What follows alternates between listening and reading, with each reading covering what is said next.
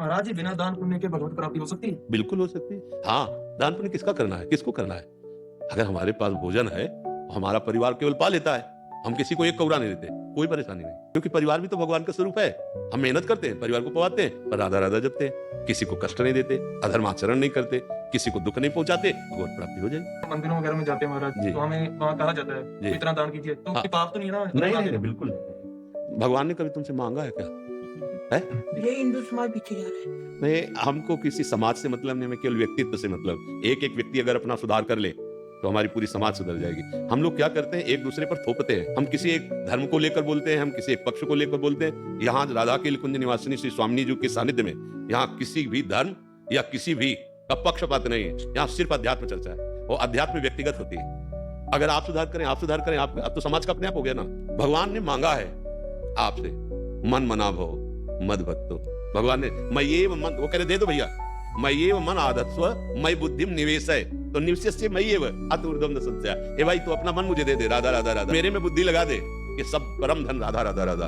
और जहां ऐसा आपको दिखाई दे तो दूर 10 कदम दूर रहो, दूर से दर्शन किया, उनको भी प्रणाम किया और पीछे से निकल गए। हमें देखो कहीं कोई ऐसा नहीं है कि आपके घर पर कोई आवे हमें इतना दीजिए, नहीं तो हम सांप दे देंगे या पाप लग जाएगा, कुछ नहीं होने वाला। उनके पास सांप और पाप करवाने की शक्ति होती ना, कि तुम्हें पापी बना देते या तुम्हें सांप दे देते, तो वो ऐसे करते ही नहीं।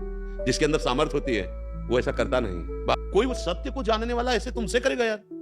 सोचो तुमसे क्यों ऐसे करेगा? जिनके तुम दर्शन करने जा रहे हो वो लक्ष्मीपति है, उनकी सेवा में हम हैं। हम तुमसे ऐसे करें तो तुमसे बड़ा तुम उनको नहीं जाने जिनकी सेवा में हो, और अगले बंदे से करो इतना रुपया दे दो, और वो महालक्ष्मीपति तुम्हारे पास खड़ा है। यार कितनी बड़ी भूल है। लेकिन सत्य बात यह है, भगवान को तुमसे कुछ नहीं चाहिए। देखो हम कई बार बताया भगवान कैसे प्रसन्न होते। जैसे तुम पिता एक हो, तुम्हारे 4 पुत्र हो, तुम सेव लाए, केला लाए, 2-2 बच्चों को दे, एक सेव एक केला, तीनों छीले और पाने लगे, और एक दौड़ के आया और छील के ऐसे कहा पापा अब आपका हृदय क्या होगा? नहीं एकदम बने, और आप ऐसे करोगे ला इधर, और अपने हाथ से उसे पवाओगे, नहीं पाओगे। 3 को वो दुलार नहीं मिलेगा जो उसको मिलेगा। ये इसी को भगवत आराधना कहते हैं।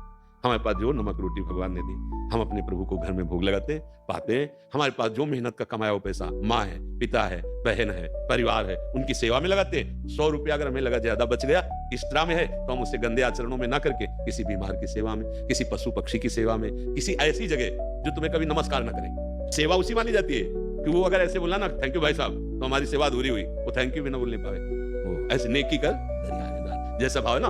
कोई जरूरत कहीं भी ऐसा नहीं लिखा, हमें अभद्र व्यवहार कहीं भी किसी से नहीं करना।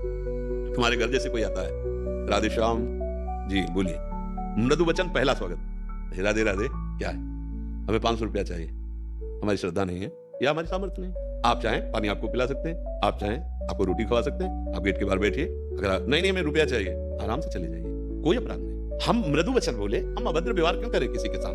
अगर वो कहते कि फिर अगर हम ऐसे खाली गए तो तुम नष्ट हो जाओगे, तो कुछ ना बोले, अपने दरवाजे से अंदर आ जाए। वो खुद नष्ट हो रहा है, देखो कितना जल रहा है। आप खुद देखो उस समय वो व्यक्ति कितना जल रहा है, कितना कड़ुआ उससे बदबू आ रही है उसकी जलन की। जो भगवान के जन होते हैं वो किसी का अमंगल इसलिए कर देंगे कि उसने कुछ दिया नहीं। यार भगवान का दास होकर किसी के और का भरोसा रखता है, मुझे तो संशय उसके दासत्व पर। हाँ, भगवान का दास कभी ऐसे नहीं करता। अगर आचार्यों ने आदेश किया तो केवल इसके लिए कि एक-एक रोटी मधुकर की तरह, भवरा जैसे एक-एक फूल से पर आग लेता है, ऐसे एक-एक घरों से आधी रोटी, एक रोटी मांग ली, पाया दिन भर भजन किए, वो तो मार्ग है। लेकिन रुपया मांगने वाली बात आज तक हमने कहीं नहीं पढ़ी। कहीं किसी भी विषय के लिए रुपया मांगने की जरूरत नहीं। विश्वम्भर भगवान सबका भरण पोषण करते हैं, जिस समय जो आवश्यकता होती है बहुत बहुत उनको पता है। हाँ, हमें लगता है पैसा देके भगवत प्राप्ति होती भी नहीं है। अगर होती तो बड़े-बड़े लोग खरीद लेते भगवान को, नहीं खरीद लेते तो 1000 करोड़ तो ले लो, 2-4 बार खरीद लेते, ऐसे भी लोग हैं। लेकिन लक्ष्मी जी चरण चापती रहती है, भगवान उधर देखते रहे तो भला यार।